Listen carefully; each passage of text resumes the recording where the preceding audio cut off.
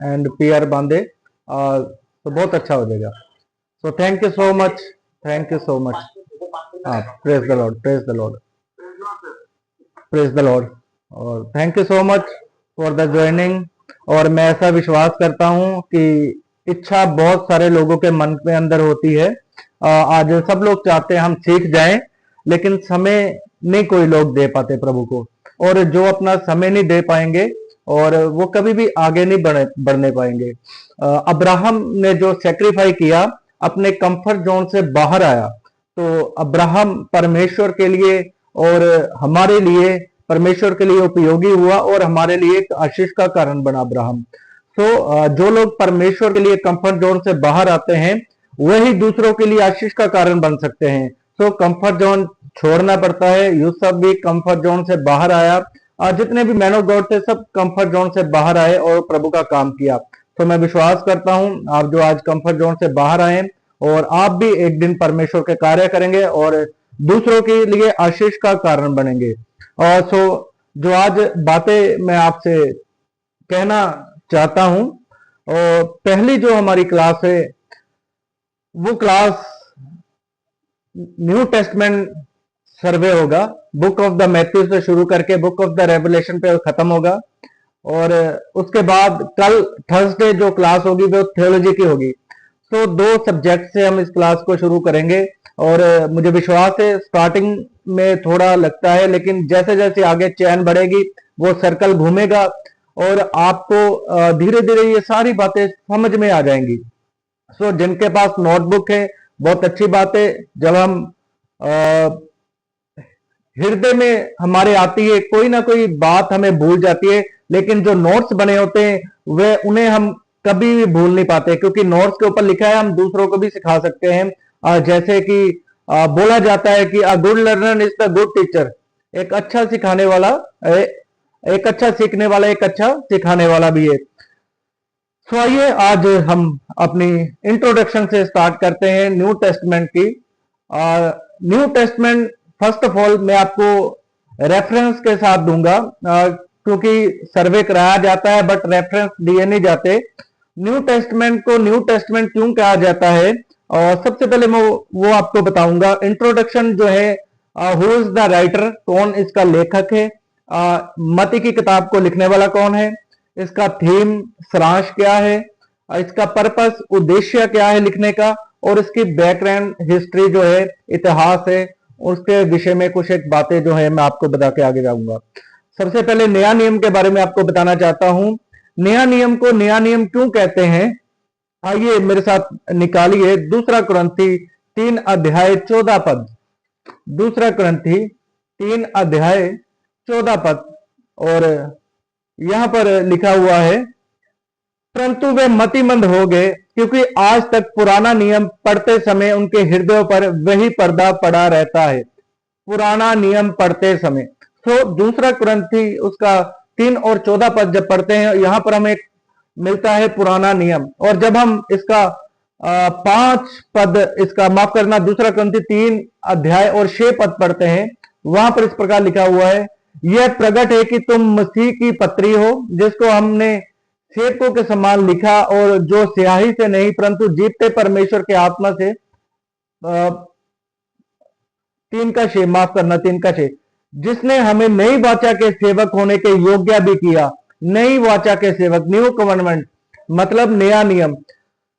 ये किसी मनुष्य ने इसे बांटा नहीं है। बहुत बार लोगों को लगता है शायद किसी मनुष्य ने इसको विभाजन किया है, लेकिन जो बाइबल के अंदर लिखा गया है उसी के द्वारा उन्होंने इसका विभाजन किया। बाइबल के अंदर नया नियम और पुराना नियम लिखा गया था, इसलिए जो यीशु मसीह के जन्म से पहले हैं 66 जो पुस्तकें हैं उन्हें डिवाइड करके, और पुराने नियम को जो यीशु मसीह के पहले उन्हें पुराना नियम बोला गया, और यीशु मसीह के जन्म के बाद जो हमारे पास व्यवस्था आई उसे नया नियम बोला गया। तो ये भी बाइबल के अंदर मेंशन है। तो नया नियम के अंदर 27 बुक्स हैं, 27 किताबें आप सब जानते हैं। और आइए सबसे पहले मती की किताब से शुरू करते हैं। क्यों सबसे पहले मती की किताब है? मती, मरकस, लूका, यूहन्ना 4 गॉस्पेल हमें मिलते हैं, और देखने में ये हमें सिमरन मिलते हैं एक से मिलते हैं। बहुत बार हमारे मन के अंदर प्रश्न आता है कि हमें ये एक से क्यों दिखाई देते हैं, वही बातें बार बार लिखी जाती हैं, वही बातें हम बार बार पढ़ते हैं मती मरकज रुका में। अगर आप बड़े ध्यान से अध्ययन करोगे तो आप देखोगे कि थोड़ी थोड़ी बदलाहट है। अगर मती के अंदर आप पढ़ोगे और उसके बाद आप लूका के अंदर पढ़ोगे, यूहन्ना के अंदर कुछ कुछ आपको चेंजेस मिलेंगे। ये चेंजेस क्यों है? यही एक परमेश्वर की मिस्ट्री है, यही ये रहस्य की बातें हैं जो आज हम देखेंगे। सो फर्स्ट ऑफ ऑल हम देखेंगे कि बुक ऑफ मैथ्यू का जो राइटर है वो कौन है। इसका लिखने वाला जो है वो मत्ती ही है। और मत्ती जो एक टैक्स कलेक्टर था जिसे प्रभु यीशु मसीह ने चुना, और जो चुंगी लेने वाला मत्ती था वही इसका लेखक है। और उस 12 अपोस्टल में से, प्रेरितों में से एक था। और मत्ती का जो दूसरा नाम था वो था लेवी। मरकुस 2 अध्याय 14 पद, लूका 5 अध्याय 27 पद। इन आयतों के अंदर आपको मत्ती का दूसरा नाम मिल जाएगा। इसका दूसरा नाम था लेवी। आज एक बात और मैं आपको बताना चाहता हूं। बहुत बार हम लोग सोचते हैं, या ऐसा माना जाता है कि यीशु मसीह गरीब बना हमारे लिए, साधारण मनुष्य बना। हाँ, साधारण बना। उसके माता पिता कारपेंटर थे। वह आप कारपेंटर का काम करता था। प्रभु यीशु मसीह, माफ करना माता पिता ने, वह काम करता था आप कारपेंटर का। लेकिन यीशु मसीह के साथ रहने वाले जो चेले थे वो गरीब नहीं थे। पतरस अनपढ़ था, साधारण था। उस समय बहुत धनवान लोगों को भी साधारण माना जाता था। पतरस के विषय में अगर आप पढ़ोगे तो पतरस का व्यवसाय था, उसकी पार्टनरशिप थी किसके साथ? यूहन्ना और उसके भाई के साथ, याकूब के साथ। इनके साथ इनकी पार्टनरशिप थी। इनकी अपनी कश्तियां थी और इनका व्यवसाय था, बिजनेस था मछली पकड़ने का। ये मछली पकड़ते थे और उसे डिस्ट्रीब्यूट करते थे रिटेलर्स को। तो हाउ कैन पॉसिबल कि पतरस गरीब हो सकता है? वो गरीब नहीं था पतरस। इस कॉन्सेप्ट को माइंड से निकालना है। लेकिन वो साधारण, जो व्यक्ति गवर्नमेंट पद के अंदर था, रोमी सरकार के अंदर काम करता था, उस लोगों को हम साधारण नहीं मानते थे। या कोई याजकीय पद के ऊपर था, या किसी पद के ऊपर, या बहुत हाई लेवल का जो बिजनेसमैन था, उसे हम बोल सकते थे कि ये असाधारण है। लेकिन पतरस को साधारण बोला गया, इसका मतलब पतरस गरीब नहीं था। पतरस एक व्यापारी था, एक बिजनेसमैन था, और दूसरे भी जो शिष्य थे वह भी अमीर थे। और सबसे जो बड़ी बात आज मैं आपको बताना चाहता हूं, यीशु मसीह के साथ रहने वाला सबसे पढ़ा लिखा व्यक्ति था यहूदा इस्करियोती। ये मैं क्यों आपको बताना चाहता हूं? यहूदा इस्करियोती सबसे एजुकेटेड पर्सन था। आपको पता है वो चंदे वाली थैली उसके पास रहती थी, क्योंकि वो अकाउंट करता था। वो सबसे एजुकेटेड था। अगर आप इतिहास और बैकग्राउंड देखो, यहूदा इस्करियोती सबसे एजुकेटेड था। तो क्यों मैं आपको ये बात बताता हूं, हम जितने भी एजुकेटेड हो, लेकिन प्रभु यीशु मसीह में हमारी जो शिक्षा है, हमारी जो थ्योरी है, वो नील है। परमेश्वर के वचन के अंदर लिखा है, उसने हमें जगत के मूर्खों को और निर्बलों को चुन लिया है। तो दुनिया की थ्योरी के साथ हम परमेश्वर को नहीं समझ सकते। बहुत सारे लोग विद्वान, बहुत सारे अच्छे अच्छे आध्यात्मिक गुरु और प्रभु को समझना चाहते हैं, उन्होंने बाइबल को पढ़ा, लेकिन उनकी समझ में यह नहीं आया कि खुदावन यीशु मसीह ही परमेश्वर है, क्योंकि वह अपने संसारी ज्ञान से उन्हें समझना चाहते। तो 12 अपोस्टल जो गरीब नहीं थे, वह उनमें से पढ़े लिखे भी थे और बिजनेसमैन भी थे। तो ये एक मती जो था वह एक लेखक था इस पुस्तक का। इसका दूसरा नाम लेवी था, और ये कफरनहूम में रोमी सरकार के लिए काम करता था। कफरनहूम के अंदर टैक्स इकट्ठा करता था और रोमी सरकार के लिए, रोमी गवर्नमेंट के लिए।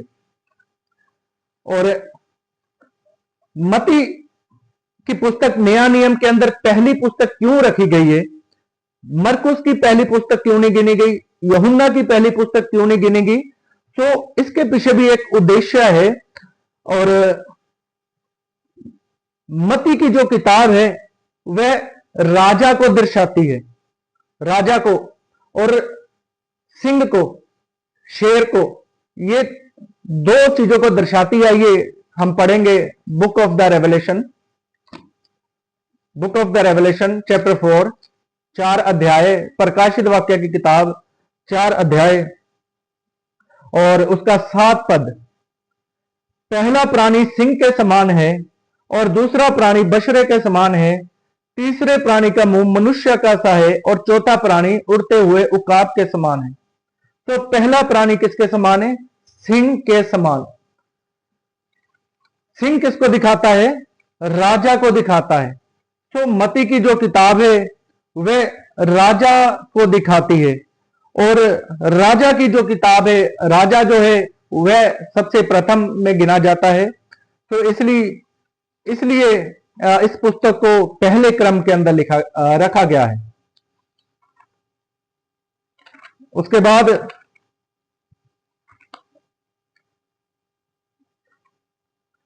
मती की जो किताब है, इसका जो पर्पस है, उद्देश्य है लिखने का, यीशु मसीह को वायदा किया हुआ मसीहा साबित करना है कि प्रभु यीशु मसीह ही वह मसीहा है जिसके बारे में भविष्यवक्ताओं ने और व्यवस्था ने कहा है कि मसीहा आएगा। ये वही मसीहा है। इसलिए इस पुस्तक को लिखने का उद्देश्य था। ये पुस्तक यहूदियों को लिखी जा रही थी, स्पेशली यहूदियों को लिखी जा रही थी ये पुस्तक, और वहां पर इसका उद्देश्य था कि यीशु मसीह को वायदा किया हुआ मसीहा और राजा और उद्धारकर्ता पेश करना लेखक का यह एक उद्देश्य था।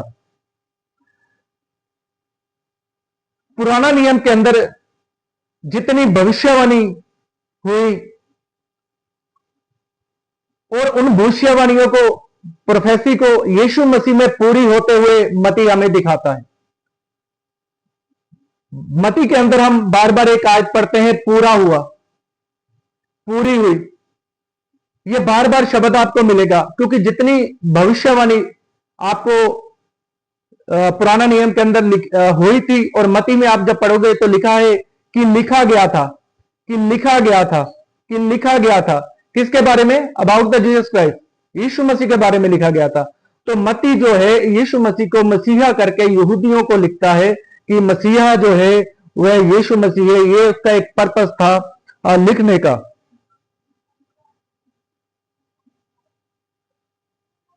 और दूसरा जो कारण था, परमेश्वर के राज्य की शिक्षाएं। पहले जो परमेश्वर के राज्य की शिक्षाएं थी वो थी व्यवस्था। व्यवस्था बाइबल की पहली 5 किताबों को कहा गया है व्यवस्था की किताबें। उत्पत्ति, निर्गमन, लय व्यवस्था, गिनती और व्यवस्था विवरण। इन 5 किताबों को व्यवस्था बोला गया है। और व्यवस्था में हमें बताया गया था किस प्रकार हमें परमेश्वर की आराधना करना है, किस प्रकार हमें परमेश्वर की मान्यता को करना है। लेकिन नया नियम के अंदर जब प्रभु यीशु मसीह आया तो मती हमें बताता है कि परमेश्वर की राज्य की शिक्षा क्या है। प्रभु यीशु मसीह कहते हैं कि तुम सुन चुके थे, तुम सुन चुके थे। यीशु मसीह उन्हें काटता नहीं है, उन्हें चेंज करता है, बदलता है कि तुम सुन चुके थे। तो बार बार अगर आप देखोगे तो 13 चैप्टर से पहले बार बार प्रभु यीशु मसीह कहते हैं कि तुम सुन चुके थे। तो ये सुन चुके क्या है? व्यवस्था को बदलना, परमेश्वर की राज्य की नई शिक्षाएं हमें देना। तो ये एक उद्देश्य था मती का। तुम सुन चुके हो कि कहा गया था अपने पड़ोसी से प्रेम रखना और अपने बैरी से बैर रखना, परंतु मैं तुमसे यह कहता हूं कि अपने बैरियों से प्रेम रखो और अपने सताने वालों के लिए प्रार्थना करो। नया नियम के अंदर हम बैर नहीं रख सकते। तो तुम सुन चुके थे, चेंज किया यीशु मसीह ने। तो ये एक उद्देश्य था मत्ती का, यहूदियों को, स्पेशली यहूदियों को लिखने का कि तुम सुन चुके थे, अब वो व्यवस्था को फॉलो नहीं करना है। मसीहा अब आ चुका है, मसीहा ने उन्हें चेंज कर दिया है। You can understand what I saying? Thank you so much. उसके बाद नंबर 3 है चेलों को विश्वास और आज्ञाकारिता के जीवन के लिए तैयार करना। इस बात को मती हमें दिखाता है किस प्रकार एक चेला विश्वास में आगे बढ़ता है। मती की किताब के अंदर हम देखते हैं कि यीशु मसीह के साथ साथ चलने से चेले बहुत बार विश्वास में डगमगा जाते थे। जब प्रभु यीशु मसीह नाव के ऊपर थे तब चेले जो थे वह डगमगा गए। यीशु मसीह के साथ तो चलते थे लेकिन डगमगा जाते थे। इसलिए चेलों को स्थिर करना विश्वास के अंदर उनके, और दूसरा उन्हें आज्ञाकारी बनाना। प्रभु यीशु मसीह का भी क्रूसीकरण के ऊपर आना और पुत्र के रूप में आना इस बात को दर्शाता है कि वह मुझे और आपको आज्ञाकारी बनाए। प्रभु यीशु मसीह किसी और रूप में क्यों नहीं आए? प्रभु यीशु मसीह डायरेक्ट उद्धार करता है बनके क्यों नहीं आए कि मुझे परमेश्वर ने भेजा है, मैं उद्धार करता हूं? क्यों वह पुत्र के रूप में आए? That is the mystery. ये एक बड़ा भेद है। ये बातें आज आपको समझ नहीं लगेगी, जब आप नोट डाउन करेंगे, आगे धीरे धीरे धीरे बढ़ोगे, जब आपको कोई कल्ट वाला मिलेगा तब आपको ये बातें समझ लगेंगी। यीशु मसीह क्यों पुत्र के रूप में आए थे? सबसे क्लोज रिश्ता है, रिलेशनशिप है जो पुत्र की है। और एक पुत्र कैसे आज्ञाकारी बनता है अपने पिता के, ये हमें प्रभु यीशु मसीह ने पुत्र बन के दिखाया है। किस प्रकार एक पुत्र अपने पिता की आज्ञाओं का पालन करता है। प्रभु यीशु मसीह ने कहा, हो सके तो ये प्याला मुझसे टल जाए,